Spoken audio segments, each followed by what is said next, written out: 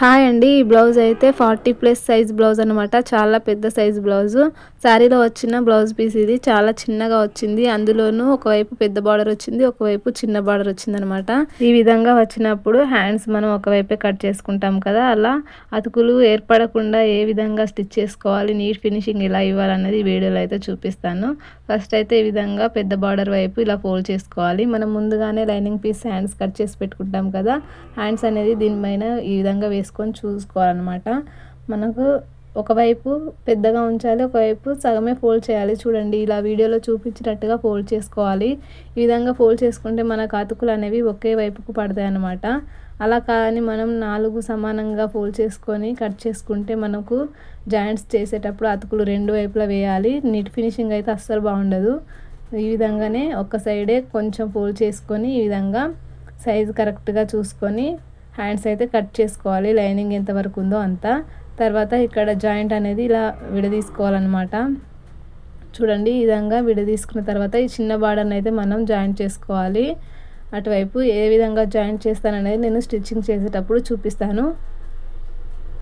First అయితే మనం చూడండి, మనకి ఇంత పీస్ అయితే జాయింట్ చేసుకోవాలన్నమాట. దానికోసం చిన్న బార్డర్ని ఈ విధంగా 4 పీసెస్ లాగా కట్ చేసుకున్నాను. చిన్న బార్డర్ని కట్ చేసుకున్న తర్వాత 2 పీసెస్ని పక్కన పెట్టేసి 2 పీసెస్ని మంచి వైపు చెడు వైపు ఏటో చూసుకొని రెండింటిని కలిపి జాయింట్ చేసుకోవాలన్నమాట. చూడండి, నేనైతే ఈ విధంగా కరెక్ట్ వైపు చూసుకొని రెండింటిని ఈ విధంగా పట్టుకొని జాయింట్ చేసుకుంటున్నాను. ఇలా బార్డర్ని జాయింట్ చేసుకున్న తర్వాత పైనుంచి ఇంకొక స్టిచ్ అనేది వేసుకోవాలి. నీట్గా ఉంటుంది.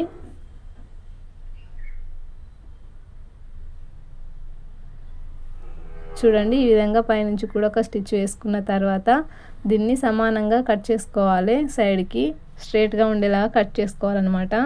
ఇలా కట్ చేసుకున్న తర్వాత మనం ఇప్పుడు దీన్ని ఇది హ్యాండ్కి జాయింట్ చేసుకోవాలి. చూడండి, ఈ విధంగా హ్యాండ్కి ఇలా మంచి వైపు చూసుకొని ఇలా రివర్స్లో పెట్టుకొని కరెక్ట్గా చూసుకోవాలి. మనం బార్డర్ సమానంగా చూసుకోవాలి. ఈ విధంగా చూసుకొని జాయింట్ చేసుకోవాలి.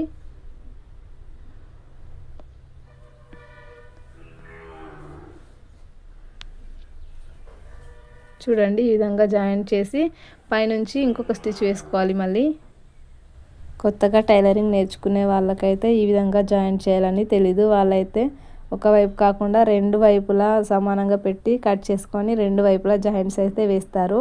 అలా రెండు వైపులా జాయింట్స్ వేయడం వలన ఫినిషింగ్ అనేది నీట్గా రాదన్నమాట. ఈ విధంగా ఒక్క వైపుకే ఫోల్డ్ చేసి ఒక్క వైపుకు జాయింట్స్ వచ్చేలాగా కట్ చేసుకోవాలి. చూడండి, ఈ విధంగా జాయింట్ చేసుకున్న తర్వాత లైనింగ్ పీస్ని మెయిన్ పీస్ని రెండింటిని ఈ విధంగా అంచులు చివరన ఇలా జాయింట్ చేసుకోవాలి.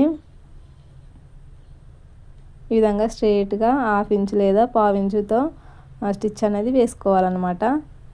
ఈ విధంగా వేసుకున్న తర్వాత వీడియోలో చూపించినట్టుగా ఇక్కడ పైనుంచి కూడా ఇంకొక స్టిచ్ అనేది వేసుకోవాలి. ఈ స్టిచ్ అనేది లైనింగ్ పైన వచ్చేలాగా వేసుకోవాలి. మెయిన్ క్లాత్ మీద వేసుకోకూడదు.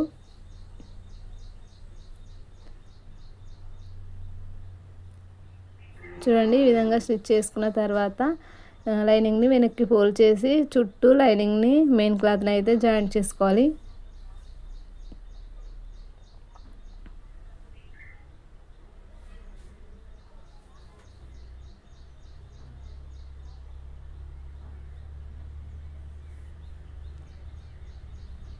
చూడండి, క్లాత్ని ఈ విధంగా నీట్గా అనుకుంటూ మెయిన్ క్లాత్ని లైనింగ్ పీస్ని అయితే చుట్టూ జాయింట్ చేసుకోవాలి.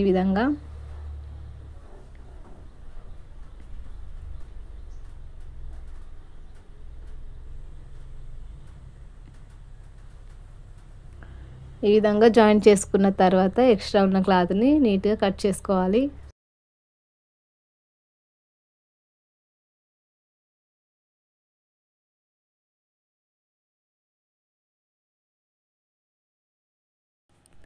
అంతేనండి, అయిపోయింది. చూడండి ఎంత నీట్గా వచ్చేసిందో. ఇక్కడ జాయింట్ చేసినట్టు కూడా సరిగా కనిపించట్లేదు. చూసారా, బార్డర్ మొత్తం అందులో కలిసిపోయింది.